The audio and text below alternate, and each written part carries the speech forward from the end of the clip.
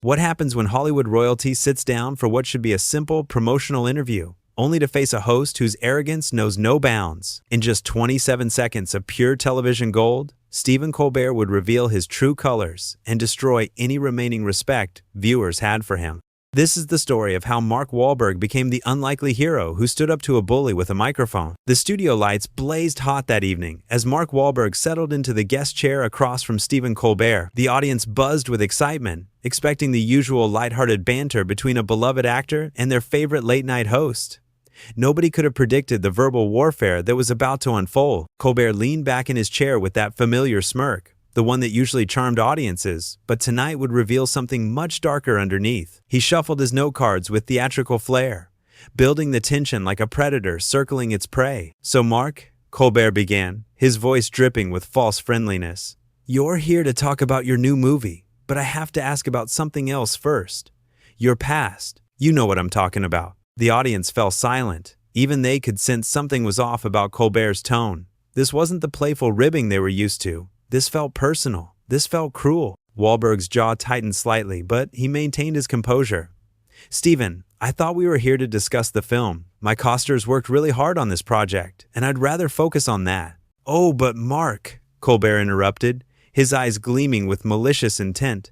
"The people want to know about the real you. The you that exists when the cameras aren't rolling. The you that your publicist tries so hard to hide." The studio audience shifted uncomfortably in their seats. This wasn't entertainment anymore. This was something else entirely. Something that made them feel dirty just for watching. Wahlberg leaned forward, his voice steady but firm. "I've been open about my past mistakes. I've grown as a person, and I've tried to make amends. But that's not why I'm here tonight." Colbert laughed, but there was no warmth in it. It was the laugh of someone who enjoyed watching others squirm. "Oh, come on, Mark, don't be so sensitive. We're all friends here." But they clearly weren't friends. The tension in the room was thick enough to cut with a knife. The audience members looked at each other with concern. This wasn't the Stephen Colbert they thought they knew. "You know what I find fascinating about you, Mark?" Colbert continued, ignoring the obvious discomfort of everyone around him. "You've built this whole image as this tough guy from Boston, but you're really just another Hollywood phony, aren't you?" The words hung in the air like poison. Even the cameramen seemed shocked by the host's unprovoked attack. This was supposed to be a friendly interview, not a character assassination. Wahlberg took a deep breath, clearly trying to keep his cool. "Stephen, I don't know what's gotten into you tonight, but this isn't professional. I came here as your guest, and I deserve basic respect." "Respect?" Colbert scoffed, his mask of civility completely gone now. "You think you deserve respect? From me? That's rich, Mark. That's really rich." The audience was stone silent now. You could hear a pin drop in that studio. Nobody knew what to do. Nobody had ever seen their beloved host behave like this before. It was like watching someone they trusted reveal themselves to be a complete stranger. Wahlberg stood up slowly, his chair scraping against the floor. The sound echoed through the silent studio like a gunshot.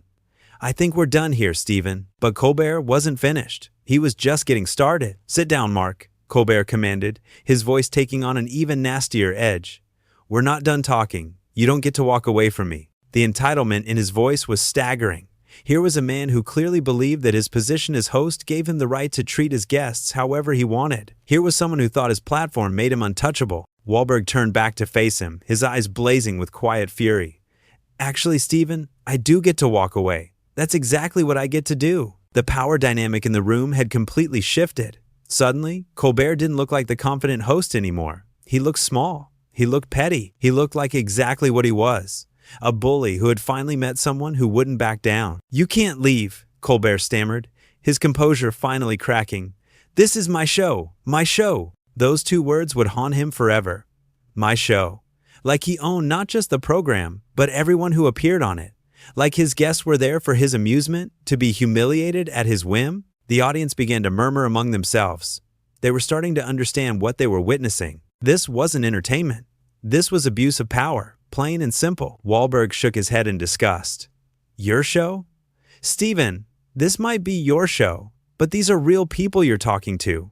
Real people with real feelings. And I'm not going to sit here and let you tear me down for your twisted entertainment." Every word hit its mark. Colbert flinched as if he'd been slapped. The truth hurt, especially when it came from someone who clearly saw right through his act. The studio fell into an eerie quiet as Colbert's face reddened with embarrassment and rage. He had been exposed, and everyone in that room knew it. But instead of backing down, instead of apologizing, he chose to dig deeper. He chose to reveal just how ugly his true character really was. "Don't you dare lecture me about real people," Colbert spat, his voice rising to a near shout. "I've been doing this longer than you've been pretending to act. I built this show from nothing, and I can destroy careers just as easily." The threat hung in the air like a dark cloud. This wasn't just unprofessional anymore. This was sinister. This was a powerful man, using his position to intimidate someone who had done nothing wrong except refuse to be humiliated. Wahlberg's expression hardened. "Is that supposed to scare me, Stephen?" Because it doesn't. What scares me is that millions of people watch you every night thinking you're someone worth listening to. The audience gasped. Someone had finally said what many of them were thinking. The emperor had no clothes, and Mark Wahlberg was the only one brave enough to point it out. Colbert's hands trembled with fury as he gripped his desk. "You think you're better than me? You think your little tough guy act makes you special? I know things about you, Mark, things that would make your fans sick." It was a desperate move from a desperate man. Colbert was grasping at straws, trying to regain control of a situation that had completely slipped away from him. But Wahlberg didn't flinch. He didn't even blink. "Then say them, Stephen," Wahlberg replied calmly. "Go ahead. Show everyone exactly who you really are." The challenge was clear. Either put up or shut up. Either reveal these mysterious secrets or admit that he was bluffing. Either way, Colbert had painted himself into a corner with no way out. The host's mouth opened and closed like a fish gasping for air. He had nothing. No secrets, no ammunition, just empty threats and hollow posturing from a man who had been used to getting his way for far too long. You can't," Colbert stuttered, his usual quick wit completely abandoning him when he needed it most. "That's what I thought," Wahlberg said, his voice steady and strong. "You're all talk, Stephen, all smoke and mirrors, and when someone calls your bluff, you crumble." The audience was completely transfixed. They were watching their supposed hero get dismantled piece by piece by a guest who refused to play his twisted games. Some were recording on their phones. Others just stared in shock. All of them were witnessing television history. Colbert tried to recover, tried to salvage something from the wreckage of his reputation. "Look, Mark, maybe we got off on the wrong foot here. Why don't we start over?" But it was too late for that.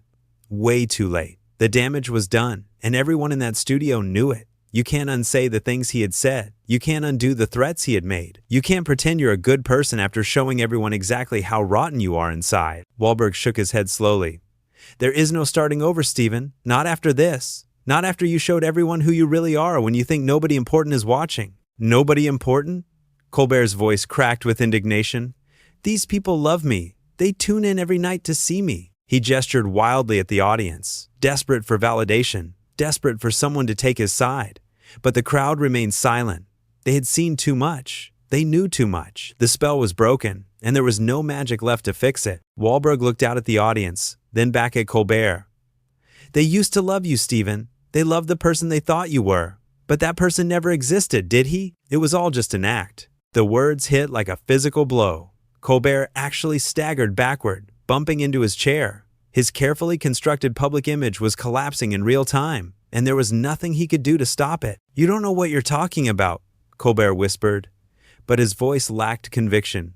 Even he didn't believe his own words anymore. "I know exactly what I'm talking about," Wahlberg replied. "I've met plenty of people like you in this business. People who think fame gives them the right to treat others like garbage. People who mistake applause for respect." The studio erupted in scattered applause, not the usual enthusiastic cheering that Colbert was used to, but slow, deliberate clapping from audience members who were finally seeing someone stand up to a bully. It was the sound of people recognizing truth when they heard it. Colbert's face went white as he realized what was happening. His own audience was turning against him. The people who had supported him, who had made his career possible, were choosing sides, and they weren't choosing his. "Stop," he said quietly, then louder. "Stop clapping. This is my show." But the applause continued. It grew stronger. More people joined in. They were applauding not just Wahlberg's words, but his courage. They were applauding someone who refused to be intimidated by power and fame. Wahlberg raised his hand, and the applause gradually died down. "Thank you," he said to the audience. "But this isn't about me. This is about something bigger. This is about treating people with basic human dignity." Colbert slammed his hand on his desk, the sound echoing through the studio like thunder. "Enough! I've heard enough! Security!" He was calling for security. On his own guest, A guest who had done nothing except refuse to be disrespected. It was the final act of a man who had completely lost control of the situation and was lashing out like a child having a tantrum. But the security guards didn't move. They stood at their posts, uncertain and uncomfortable. They had heard everything, they had seen everything, and they weren't sure who the real problem was anymore. The security guards remained frozen in place, their loyalty clearly divided between their paycheck and their conscience. The silence stretched on for what felt like eternity, as Colbert realized that even his own staff was questioning his authority. His empire was crumbling, and everyone could see it happening in real time. "Did you not hear me?" Colbert screamed at the security team, his voice breaking with desperation. "I said remove him! Get him out of here!" One of the security guards finally stepped forward, but instead of approaching Wahlberg, he walked toward Colbert. "Sir, maybe you should take a moment to calm down. The gentleman hasn't done anything wrong." The betrayal was complete. Even his own employees were taking Wahlberg's side. Colbert's mouth hung open in shock as he realized he had lost everything in the span of a few minutes. His credibility, his audience, his staff, his dignity. All of it gone. Wahlberg watched the scene unfold with a mixture of pity and disgust. "Stephen, this is what happens when you build your career on tearing other people down. Eventually, it all comes back to you." "Shut up!" Colbert shrieked, his face turning purple with rage. "Just shut up! You think you've won something here? You think this matters? I'll destroy you! I'll make sure you never work in this town again." The threats kept coming, each one more desperate and pathetic than the last. This wasn't a powerful television host anymore. This was a broken man, having a complete meltdown on live television in front of millions of viewers. Wahlberg shook his head sadly. "I don't need to destroy you, Stephen. You're doing that all by yourself." The truth of those words hit everyone in the studio like a lightning bolt. Colbert had indeed destroyed himself, live on air, with no help from anyone else. Every cruel word, every petty insult, every abuse of power had been his own choice. A producer finally appeared from backstage, rushing toward the chaos with panic written all over his face. "We need to go to commercial," he whispered urgently to Colbert. "Right now." But Colbert pushed him away violently. "No, we're not going anywhere. This is my show, and I decide when we go to commercial." The producer looked around helplessly, clearly out of his depth. The show was spiraling completely out of control, and the host had lost his mind. Someone needed to take charge, but nobody knew what to do. Wahlberg stepped forward, his calm presence a stark contrast to the chaos around him. "Ladies and gentlemen," he addressed the audience directly, "I apologize that you had to witness this. You came here tonight expecting entertainment, not a temper tantrum from a grown man who should know better." The audience nodded in agreement, many of them now openly disgusted with Colbert's behavior. They had seen their hero's true face, and it was ugly beyond belief. "Don't you apologize for me," Colbert screamed, spittle flying from his mouth. "I don't need your pity. I don't need anyone's pity." But that was exactly what he was getting. Pity. Not respect, not admiration, not even fear. Just pity for a man who had thrown away everything good in his life because he couldn't control his own worst impulses. Wahlberg turned back to face him one final time. "Stephen, I hope someday you get the help you need. I really do, because this isn't who you have to be." It was the final insult, delivered with such genuine compassion that it hurt worse than any cruel word could have. Colbert's face crumpled as he realized that even his enemy felt sorry for him. "Get out," Colbert whispered. All the fight finally drained from his voice. "Just get out." Wahlberg nodded and walked toward the exit, pausing only to shake hands with some of the audience members who had supported him. They looked at him with genuine admiration, seeing a man who had stood up to a bully without becoming one himself. As he reached the edge of the stage, Wahlberg turned back one more time. "For what it's worth, Stephen, I really did come here tonight just to talk about the movie.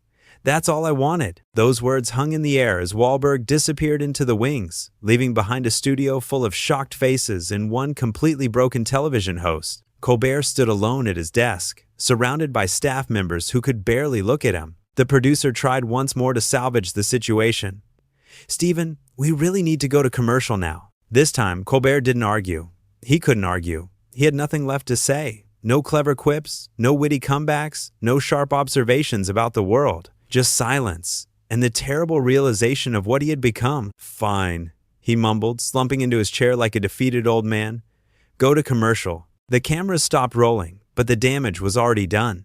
In less than 30 minutes, Stephen Colbert had managed to destroy a career that had taken decades to build, all because he couldn't resist the urge to be cruel to someone who had done nothing to deserve it. The audience filed out in stunned silence, many of them already reaching for their phones to share what they had witnessed.